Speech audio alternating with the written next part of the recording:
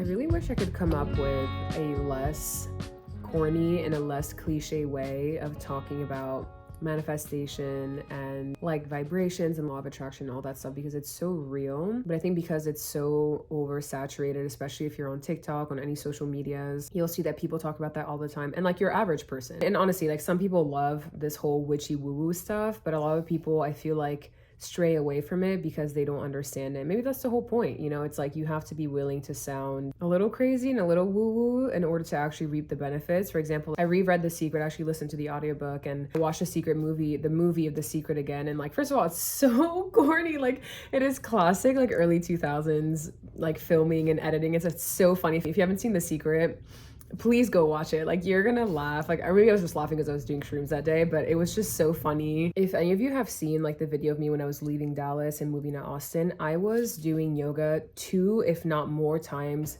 a day. Every day I was listening to affirmations. I was listening to audiobooks, podcasts. Like, I was just bombarding my brain with all these affirmations. To manage circumstances and force solutions in order to manifest your desires.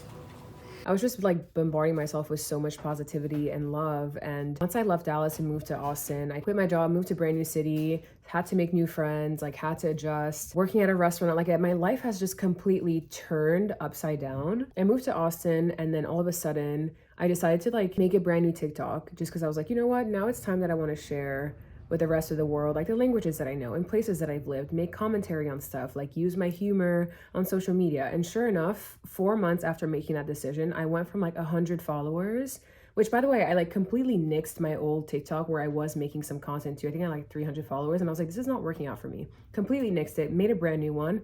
4 months later, I'm at like 20,000 followers. And then, you know, I show up to Austin. I'm like, you know what? I'm a pretty good dancer. I've been dancing like most of my life. I'm going to decide to be a dance instructor. And then I went from never teaching a dance class to now I teach like 2 to 3 classes a week. I genuinely feel like all the affirmations I was listening like penetrated into my subconscious, because I listened to it every night, every morning, and like sometimes during the day, even when I was doing meditations and yoga and stuff. Like, I think it genuinely, those things like, I am worthy of so much love, like I exude love, I am love, I am worthy of everything that I want, I am rich. Like, okay, the rich one, I'm not quite there yet, I'm getting there, but it required a lot of faith, a lot of belief in myself, and a lot of like self-love too. And I remember mentioning this in one of my old videos, like I really needed to do so much healing and like release all of these thoughts that I wasn't good enough or that I couldn't accomplish things in order for me to actually step into my power. You step into your power means that you need to release past versions of yourself. It's a really hard pill to swallow. The version of you who you are now with your current reality, you can't take that person to the next level. You just can't. It's so true. And people say that when you step into your next power, into your new life, you have to literally rewire your brain and change. The example I have of this, and not to chit chat too much, who I was like 5 years ago in a relationship, like the beliefs that I had, the values that I had, the way I saw myself is completely different than how I see myself now. The partners that I had in the past, if they showed up in my current life, I wouldn't even look their way. I have no need to like, you know, fix men or to go for troubled men who are like toxic. I can spot red flags like this immediately. And it's an immediate turn off to me because I know who I am. I know what I'm worth. I know what I want, and it's okay to want those things. I'm happy to put down like literally every single resource that I use, podcasts that I listen to, affirmations that I listen to, books that I've read and things like that in the description box if you're interested in listening or reading them, because I feel like it genuinely has made such an impact on my life. I was rereading my manifestation book, and I started writing in here like over a year ago now when I was still living in Dallas, very miserable, very depressed, and all I wanted to do was move to Austin. So the first entry in here was October of 2022, which, you know, I guess not a full year ago, but and I remember writing in here, I was what's the word? It's basically where you write as if you're already in that situation, in that scenario. Monday, October 10th, 2022. Universe, I am so grateful for the lovely friends that you put in my life. Heart and I danced to our favorite song today at Zilker Park. It was such a fun time. Thank you for allowing me the confidence and strength to feel seen and loved by my friends and fellow Earth Angels. Star brought the best and tastiest board of assortments of snacks. It was so yummy. Smiley Face gives the best hugs. They make me feel so safe and nurtured.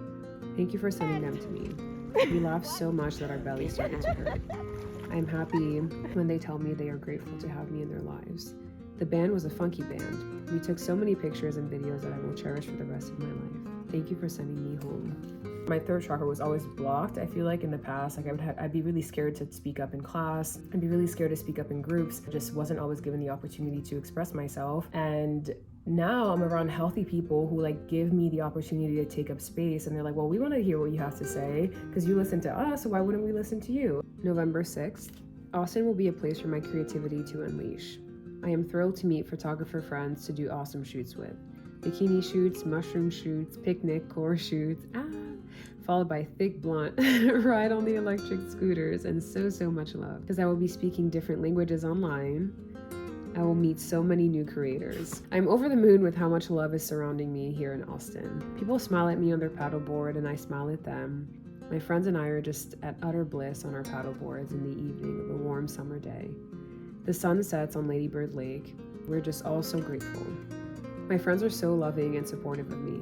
They ask about my family and friends back home. I invest in their lives, I learn about their hobbies and passions, and I'm always there to cheer them in their accomplishments.